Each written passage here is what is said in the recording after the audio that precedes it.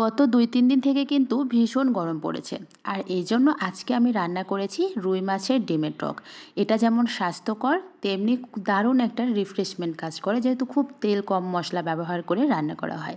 তো রুই মাছের ডিমের টক রান্না করার জন্য আমি রুই মাছের ডিমটাকে খুব ভালো করে ধুয়ে পরিষ্কার করে নিয়েছি। আর হ্যাঁ, রুই মাছের ডিমের পরিবর্তে যে কোনো মাছের ডিম দিয়ে কিন্তু আজকের এই রান্নাটা আপনি করে নিতে পারবেন। তো এখন আমি রুই মাছের ডিমের মধ্যে দিয়ে দিলাম স্বাদ মতো লবণ, হাফ চামচ হচ্ছে জিরা বাটা, রসুন বাটা, 1 চামচ মরিচ গুঁড়ো, হাফ চামচ হলুদ গুঁড়া, আর দিয়ে দিচ্ছি এই 2 টেবিল চামচের মতো বেসন। এখন এই সবগুলো উপকরণ ভালো করে হাত দিয়ে মাখিয়ে নিচ্ছি। এই মাখানোর সময় কিন্তু কোনো প্রকার পানি ব্যবহার করা যাবে না। এভাবেই কিন্তু মাখিয়ে নিতে হবে। আমরা ঠিক যেভাবে বড়া ভাজি সেভাবেই কিন্তু মাখিয়ে নিতে হবে। এমনিতেও কিন্তু ডিম থেকে অনেক পরিমাণ পানি বের হয়েছে। এখন চলে যাব যে কড়াইয়ে আমি রান্নাটা বসাবো সেই কড়াইয়েই দিয়ে দিচ্ছি তেল।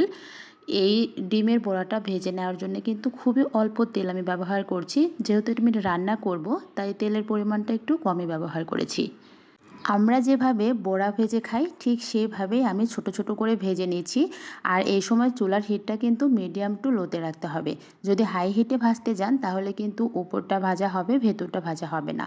তাই একটু সময় নিয়ে এই মিডিয়াম টু লো হিটে 2-4 মিনিটের মতো ভাজলেই কিন্তু ডিমগুলো রান্না করার জন্য একদম উপযুক্ত হয়ে যাবে।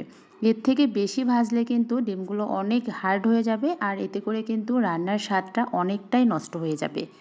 ডিমগুলোকে আমি এপিট ওপিট করে এই 2-4 মিনিটের মতো ভালো করে ভেজে নিয়েছি। এখন ডিমগুলোকে উঠিয়ে নিচ্ছি। উঠিয়ে নিয়ে ওই তেলের মধ্যে আমি আর একটু তেল ব্যবহার করছি।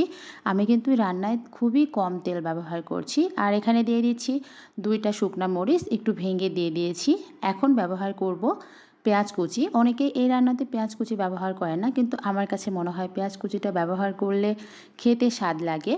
অল্প একটু পানি ব্যবহার করছি মশলাগুলো ভালো করে কষিয়ে নেওয়ার জন্য।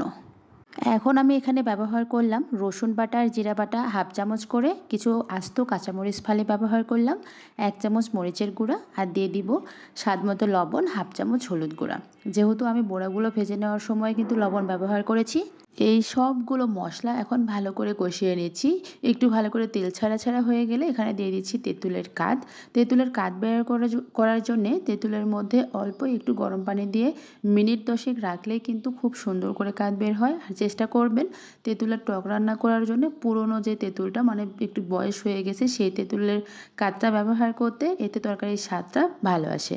এখন আমি অল্প একটু চিনি ব্যবহার করলাম টক মিষ্টির ব্যালেন্সটা করার জন্যে। যে বাটিতে করে আমি মাছের ডিম মাখিয়ে নিয়েছিলাম সেই বাটিটা ধুয়ে পানি ব্যবহার করলাম। আর এখানে আমি আরও 3 কাপ পরিমাণ পানি ব্যবহার করছি। যেহেতু আজকে রান্নাটা কিন্তু একদম পাতলা পাতলা ঝোল হবে, তাই পানির পরিমাণটা একটু বেশিই দিতে হবে। এখন ঢাকনা দিয়ে ঢেকে আমি ঝোলটাকে ভালো করে ফুটিয়ে নিচ্ছি। ঝোলটা যখন খুব ভালো করে ফুটে উঠেছে সেই মুহূর্তে ভেজে রাখা মাছের বড়াগুলো দিয়ে দিচ্ছি। মাছের বড়াগুলো দেওয়ার পরে কিন্তু বেশিক্ষণ রান্না করা যাবে না। এই 3-4 মিনিট বা সর্বোচ্চ 5 মিনিট রান্না করতে পারবেন। এর বেশি রান্না করলে কিন্তু মাছের ডিমগুলো বা মাছের ডিমের বড়াগুলো শক্ত হয়ে যাবে, তখন কিন্তু খেতে ভালো লাগবে না। তো আমার রান্নাটা কিন্তু একদম কমপ্লিট হয়ে গিয়েছে। লবণটা চেখে দেখলাম যে একটু লবণটা লাগতো, তাই অল্প একটু লবণ দিয়েই কিন্তু নামিয়ে নিয়েছি। তো সবাই ভালো থাকবেন। ইনশাআল্লাহ দেখা হবে নেক্সট কোনো ভিডিওতে। আর আমার ভিডিওটি যদি ভালো লেগে থাকে প্লিজ একটা লাইক আর কমেন্টস করে জানাবেন। আল্লাহ হাফেজ। আসসালামু আলাইকুম।